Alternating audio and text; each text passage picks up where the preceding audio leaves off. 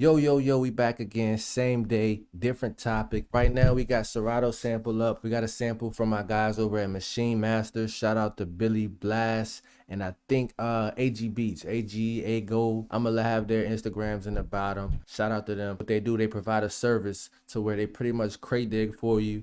And every Saturday, Sample Saturdays, they drop a sample pack. So crate dig got MP3 files of stuff they found, and they felt like there would be probably dope samples.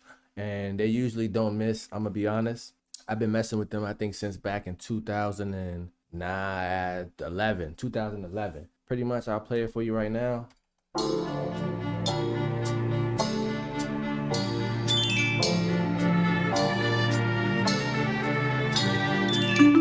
So off rip, when I'm dealing with a sample, the first thing I want to do is try to get the BPM, because that'll allow us to, one, sync it up to our project, and also it'll allow us to sync it up inside of different plugins that you might use to chop up your samples. So with me, there's three different methods that I usually use to chop up my samples. Number one is the machine. I usually chop it up, bring that WAV file into the machine, and actually play it out and grab my chops that way. I definitely have a video of that within the 30 days. Not today though, because today I'm gonna chop it up in Studio One. So the first method I'm gonna show you is using a plugin called Serato Sample. So Serato Sample allows us to actually do the same thing we would essentially do inside a machine, which is pick our chops through the VST. So from the jump, you're able to see the whole file, and this white marker right here is where it's going to be playing. So right now, if I hit play,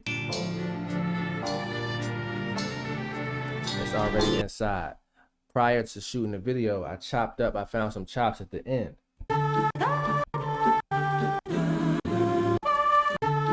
So what I'm gonna do is try to put down the tempo. I'm gonna try to put down the first pattern with the VST called Serato Sample. Let's see what our BPM is at.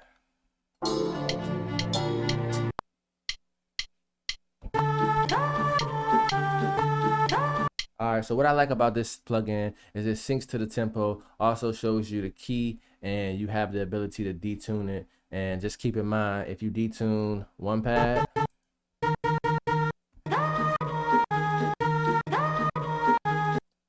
I stand corrected. If you detune one, it'll detune the whole sample, so that's pretty cool. Before I get into recording, I'm gonna just go over what each parameter inside of the inside of the VST is. So you got the level, which pretty much turns up each pad. You got a filter, which puts a high-low pass type filter on each pad. The attack is how quickly that pad is going to sound off, and the release is how quickly it's going to stop playing, pretty much. You also got a reverse function. Key shift, this is pad particular, so if you switch a key, it'll switch the key and pitch, tune, whatever you want to call it, of the pad. And then you got the time stretch ability. Time stretch is really just you being able to strung out, make that longer, make that one pad longer. So what we're gonna do is get out of here, put this to the side, and I'm gonna hit Control, count in.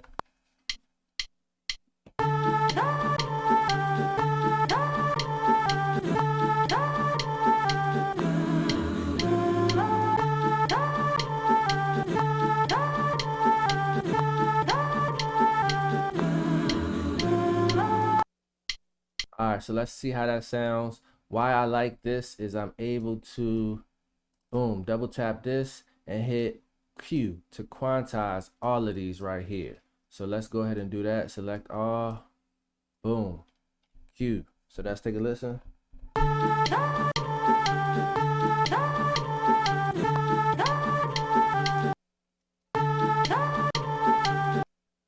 All right, so when I played that right there the first time, it didn't sound correctly because these hits right here weren't actually on the sound that I wanted to sound off. That pluck, that strike, that chop, I call them chops. So the reason why I had to redo it is because the chops that I originally made was not correctly triggering the sound and part of the sample. So what I'm gonna do is get that start point.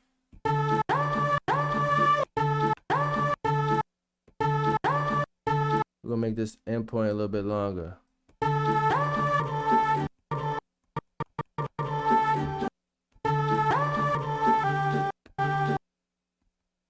So let's see if we can do it now.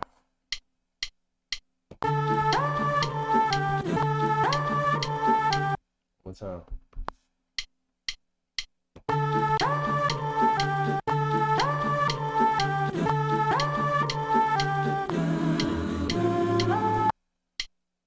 All right, let's see what we got. Let's turn this loop on.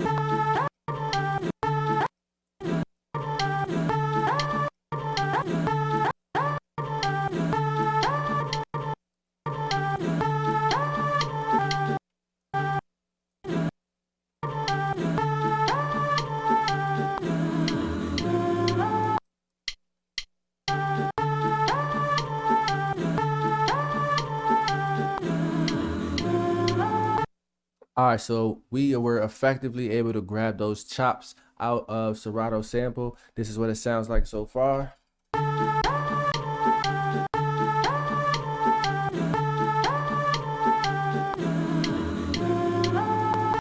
All right, so that's cool.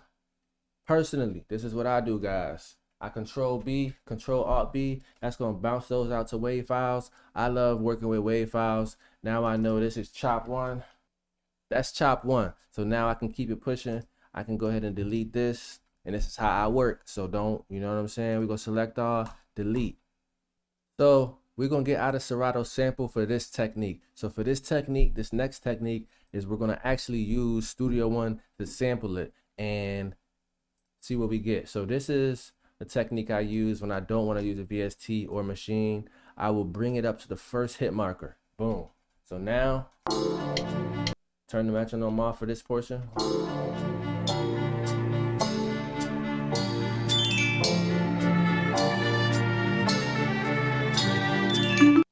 So you see how before that marimba comes in, I can see exactly where it's going to end. So this, boom, boom.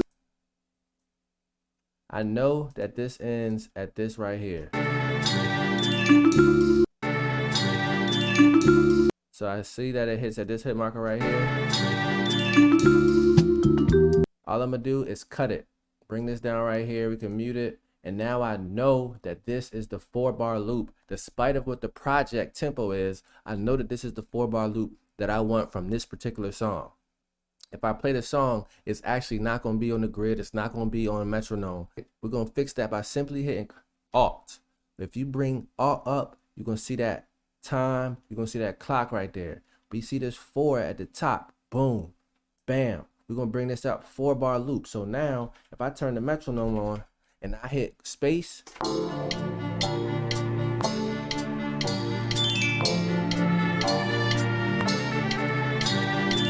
and honestly, it's not hitting on the 1. So it's not actually on grid, but we can easily fix that by boom. So I know it's dragging right here.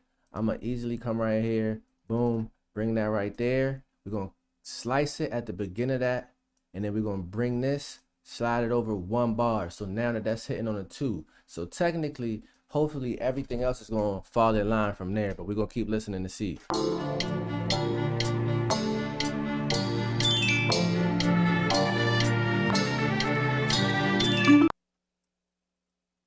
And if I want to stretch this part out, just for good measure, I did that. Just so now I got a full 4-bar loop.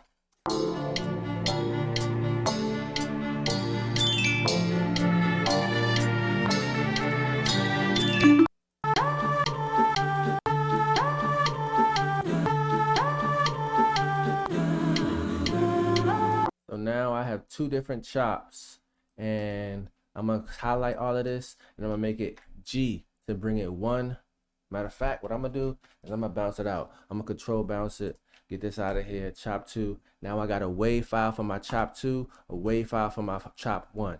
The last method I'm gonna show you guys on how to chop samples up inside of Studio One. And let me know if I went too fast, if I need to break it down a little bit more, because I can definitely go more in depth, probably make it like a 2-minute video or something like that. But just let me know what method you guys want me to kind of go back over, and I'll definitely do that for you.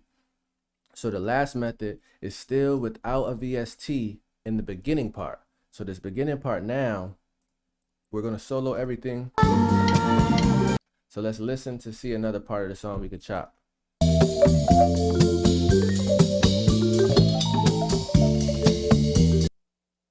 So this last method, we are gonna use the same slicing method, boom, to bring it up. 1, 2, 3, 4, 3, 2, 3, 4, 4, 2, 3, 4, boom. All right, so right here, I know it's gonna hit right here to end that 4-bar loop. So now we're gonna use something from the first method. Alt, boom.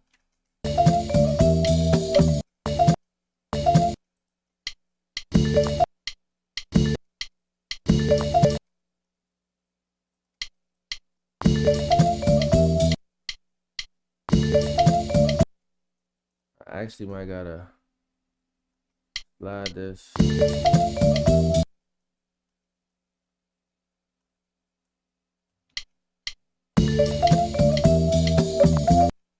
So now turn the metronome off.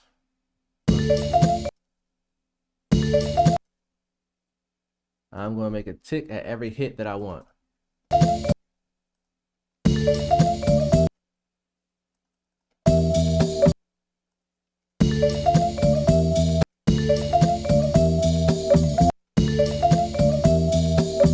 I want this right here.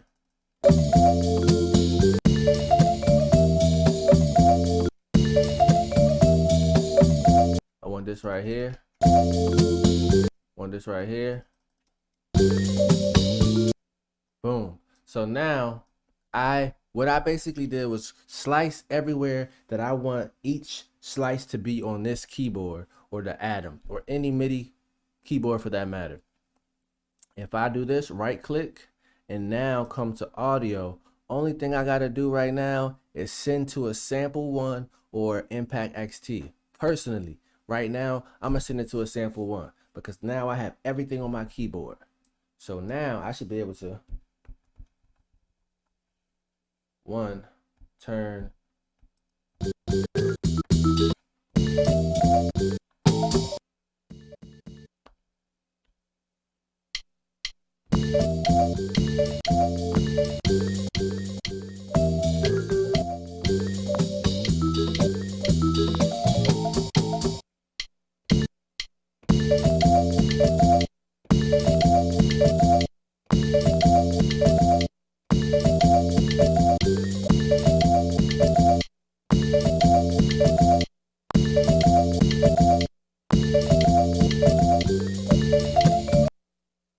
All right, so let's see how that sounds. We're gonna double click it, and now we're just gonna control. We're actually just gonna hit Q.